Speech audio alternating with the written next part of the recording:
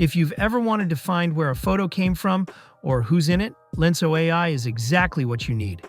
In this quick tutorial, I'll show you how to use lenso.ai to find people, places, duplicates, and similar photos using lenso.ai's reverse image search. How to use lenso.ai. Here's the best part. You don't even need an account to get started. Just head to the main page and upload a photo. You can drag it, paste it, or choose it from your computer. Once it's uploaded, you'll be taken to the search results page. Here, you can choose between several categories depending on what you want to find. People, to find a person in a photo. Places, to locate where the image was taken. Duplicates, to detect copies or slightly edited versions of your pictures. Similar and related, to explore photos that look alike or are visually connected. Why choose lenso.ai?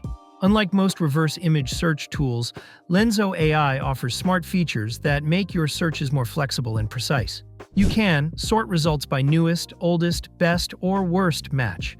Filter by keywords or domains, perfect for finding images on specific websites, or adding extra visual cues for better accuracy.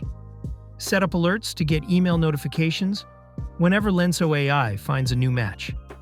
Save your favorite images into collections so you can easily find them later.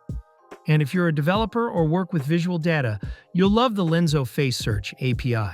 It's one of the most accurate APIs available, and you can check out our dedicated API tutorial to learn more about it.